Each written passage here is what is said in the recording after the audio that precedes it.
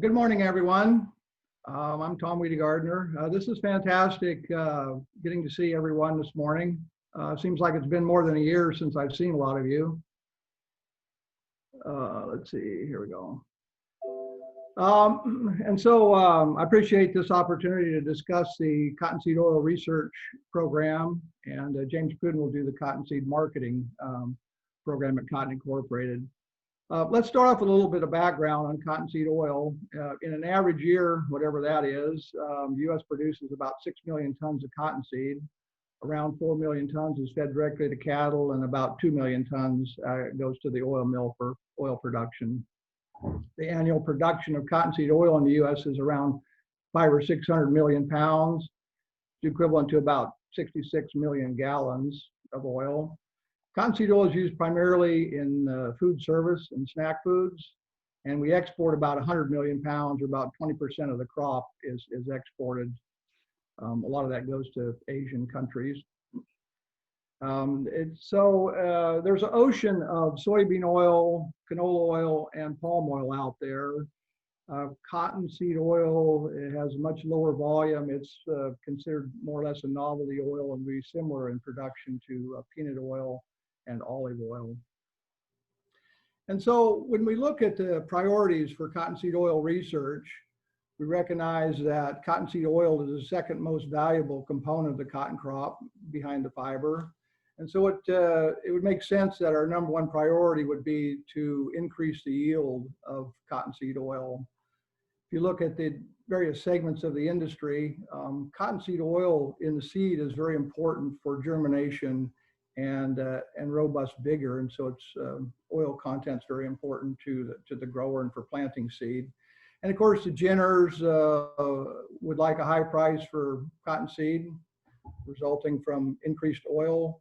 And of course, the dairy and crushers would also benefit from high oil in the seed, as well as the seedsmen who the seed companies like to sell high quality seed, and seed with more oil tends to have better germination and vigor.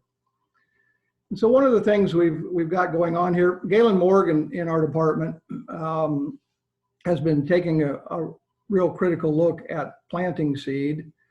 As many of you know, we've had some issues with planting seed quality over the years. They've started a screening program. You can see here that in North Carolina, we've had some couple of years with some fairly sorry seed, I guess, in terms of cool germination.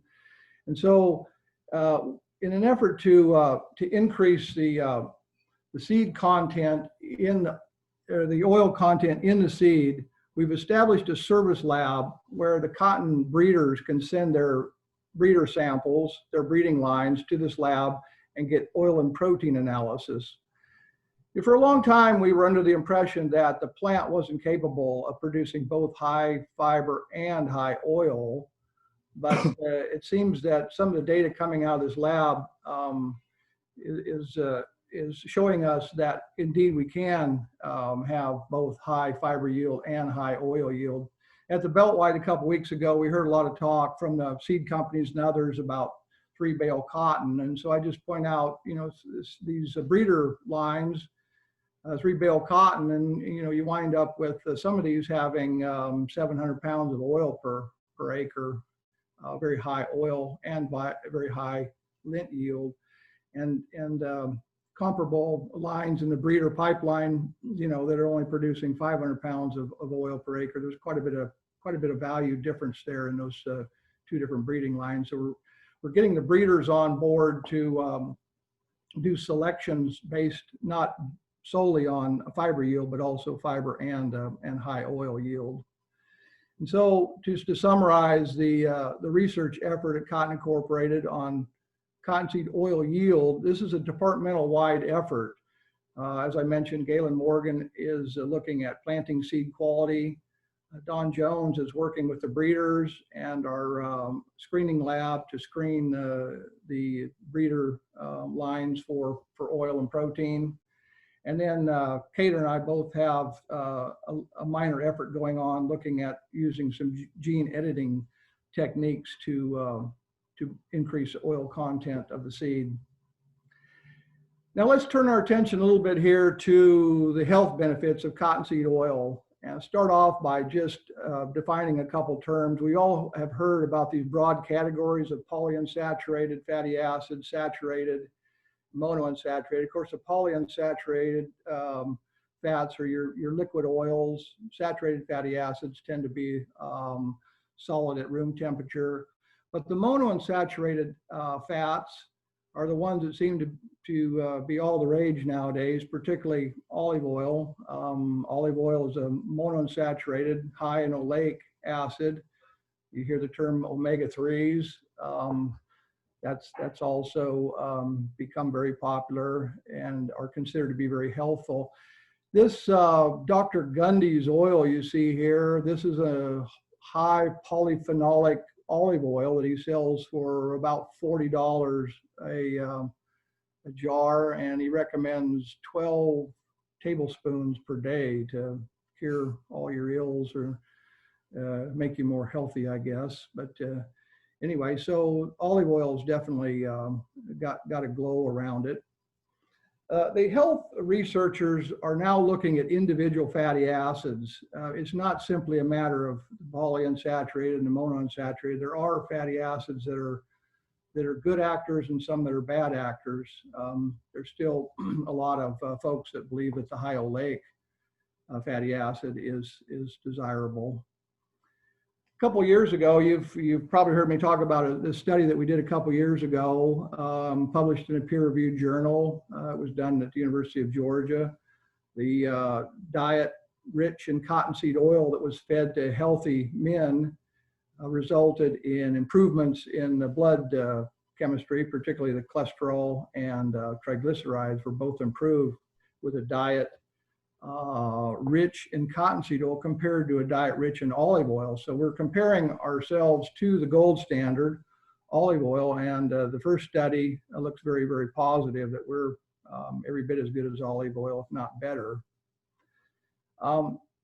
And so here's just a summary of that research. Cholesterol and triglycerides were reduced. The HDLs are the good triglycerides in the blood.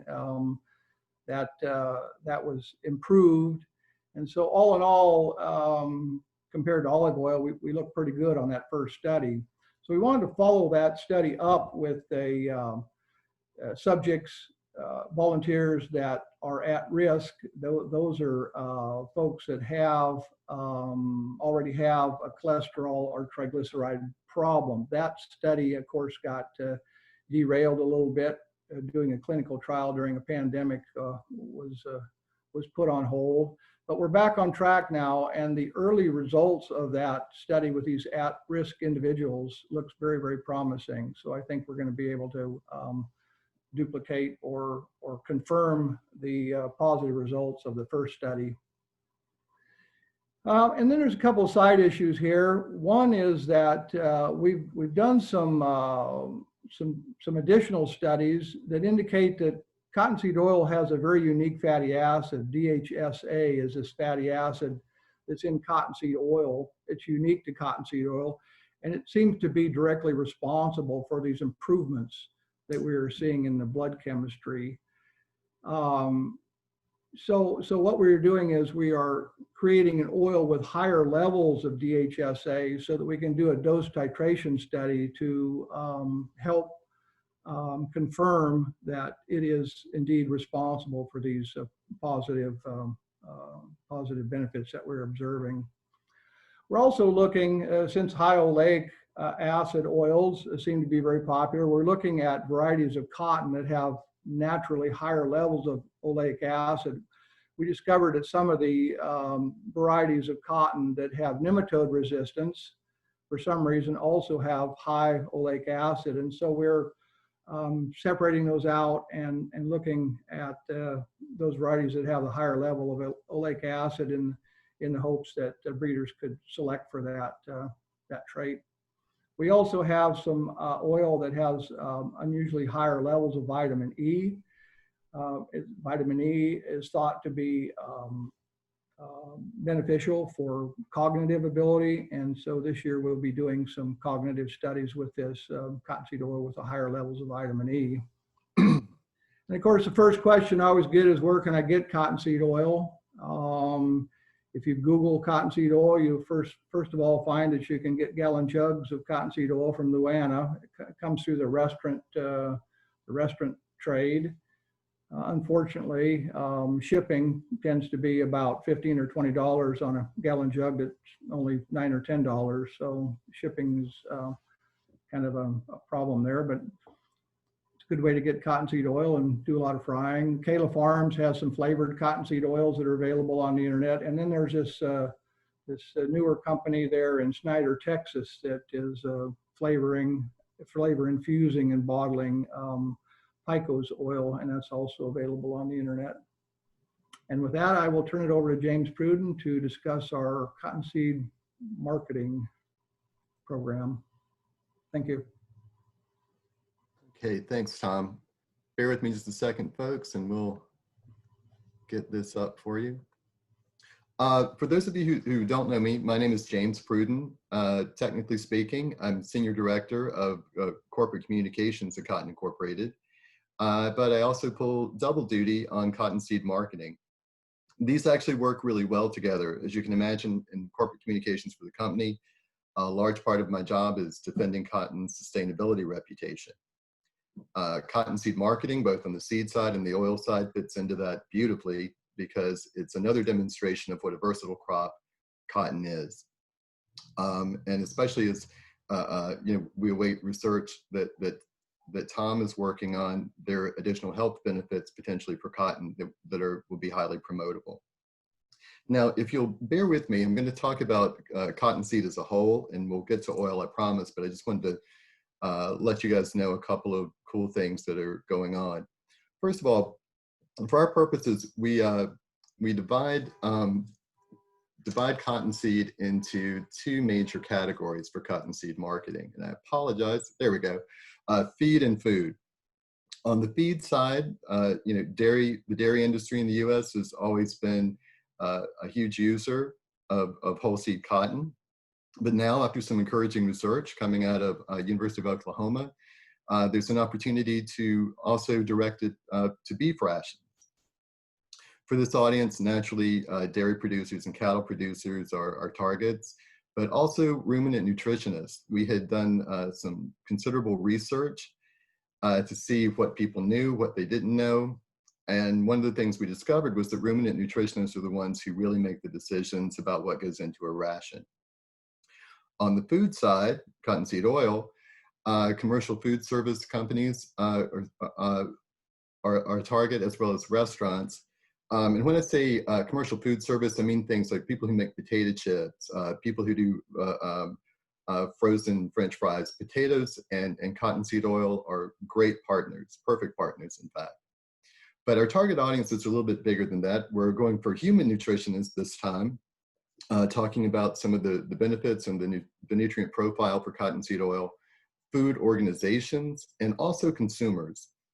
We feel it's important to lay a foundation with consumers to have them get reacquainted with cottonseed oil, which was America's first cooking oil, and also to sort of neutralize some of the things we've seen in recent years on social media that have led to, well, in one instance, a popular burger chain in Southern California stopping the use of cottonseed oil. So there we go. So the approach we've taken with this is very much the same for both whole seed and food. On the feed side, we did some research surveys, as I said. These included multiple choice and short answer. We also put together an advisory panel on the dairy side, and this includes not only dairy producers, but also merchants, researchers, and nutritionists. And this is a great way not only to identify what we need to know to better market it, but also to get a sense of what's going on in the industry from a research standpoint, what might need to be done, etc. On the food side, it's much the same. We did industry research, and we have reached out and started collaborations with culinary educational organizations. So in the feed messaging, dairy feed, it's pretty straightforward. Triple benefit: food, fiber, fat, and protein. We launched a humorous ad last year, a humorous visual at any rate, and that's in print and digital ads, and regular updates to the whole seed cotton site. Now here's what that ad looked like, cow tip. And I can tell you right now, some of my older cousins got me good on that one summer. But moving on, the feed messaging and the dairy feed, as I said, fiber, fat, protein, much the same on the beef side. We're working up a creative right now that will go out to the feedlot magazines, etc. And we're creating a dedicated section of the Whole Seed Cotton website dedicated to beef cattle. Now, to get to the topic at hand, on the food side, for the commercial food industry, the way we're really promoting this out is performance. Things like the high smoke point of cottonseed oil, the neutral flavor, etc. Good shelf stability, all of that. We're doing an outreach to decision makers. We'd hope to be doing this at 5 to 6 conferences in 2020, but then we all know what happened there.